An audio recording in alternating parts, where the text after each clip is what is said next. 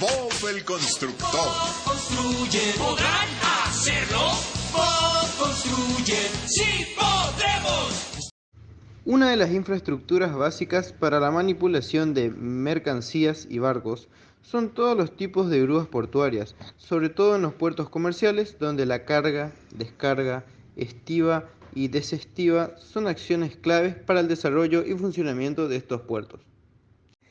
Las grúas se utilizan para la carga entre el puerto y el buque, con el fin de organizarla y apilarla, pero también para la varada de barcos, almacenaje en seco, reparación de buques u operaciones auxiliares.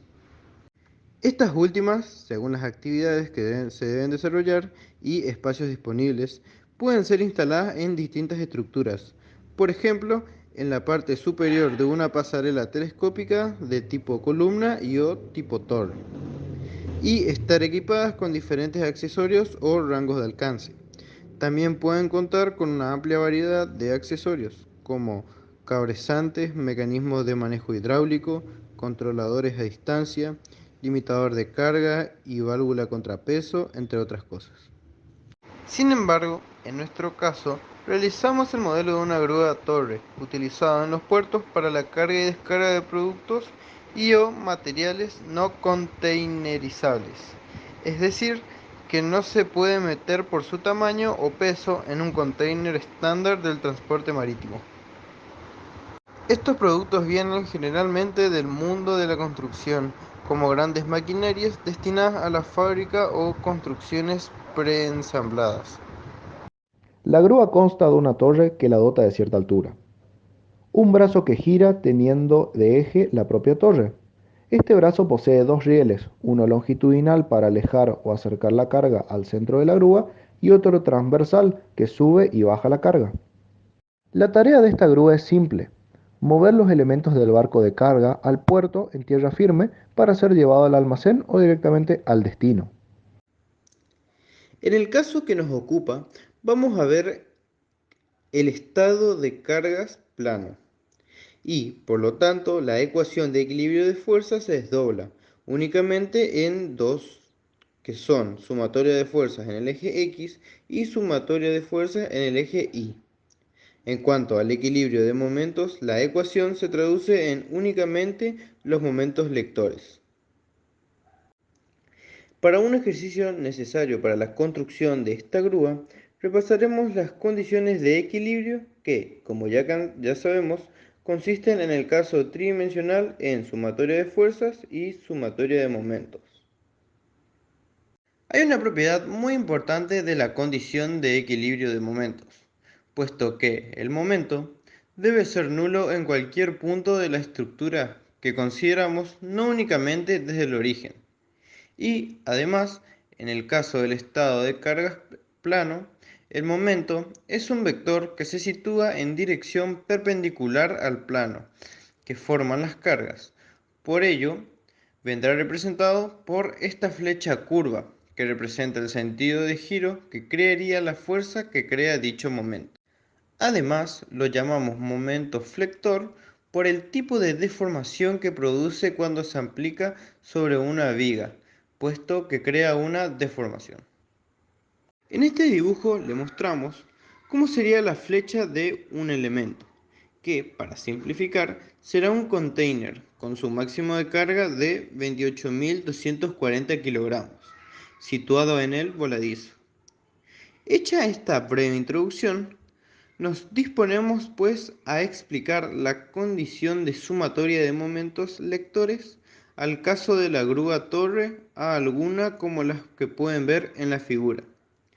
Para ello, y para simplificar los cálculos, vamos a hacer en primer lugar una simulación de lo que sería la estructura de la grúa en la cual aparece. Como ven, el peso del contrapeso situado a la distancia de 2,5 metros desde el eje de la grúa llamada punto B es una incógnita que queremos saber. Y por otra parte, la carga que pretendemos transportar situada a una distancia respecto del eje de la grúa que, para simplificar, usaremos el peso de un container estándar con su peso máximo permitido, 28.240 kilogramos en el punto A o alcance máximo de la grúa. Si simplificamos el dibujo, podemos plantearnos ahora calcular el sumatorio de momentos en el eje de la torre, en concreto en el punto de la base del eje de la torre. Como sabéis, para calcular el momento que crea una fuerza en el caso de cargas, en un plano tenemos que simplemente multiplicar la fuerza que crea el momento por la distancia, siempre que tengamos la precaución de tomar la distancia en perpendicular a la fuerza que está creando ese momento. Por lo tanto, en este caso, tenemos por un lado el peso del contrapeso multiplicado por la longitud de la contrapluma y al otro lado del eje de la torre tenemos la carga a transportar multiplicada por el alcance de la carga en las grúas torre. Como sabemos, tanto el peso de la carga o la longitud de la contrapluma son valores fijos para la grúa, que consideramos, por lo tanto, para que la grúa pueda estar en equilibrio y se cumpla la condición de momentos, ha de cumplirse que el producto de la carga por el alcance tenga también un valor fijo. Y por ello, si dibujamos el diagrama de cargas y alcances en una grúa torre, veremos en primer lugar que podemos tener un valor de carga máxima si lo situamos a una distancia de alcance mínimo con respecto al eje de la torre. Y a medida que vamos alejando la carga del eje de la torre, llegamos a una distancia sub B que supone un punto de inflexión, puesto que a partir de ese momento, si queremos seguir alejando la carga transportada, necesariamente hemos de disminuir el valor de la carga transportada hasta llegar al valor permitido de la carga en la punta, que corresponde al valor del alcance máximo. Es decir, y como conclusión, para que se mantenga el sumatorio de momentos lectores igual a cero, es decir, la condición de equilibrio de momentos en el caso de la grúa torre, el producto de la carga y alcance ha de mantenerse un valor constante, que supone que si el alcance máximo tenemos un límite en el valor de la carga y que la carga permitida máxima corresponde con el alcance mínimo, dándonos esta gráfica.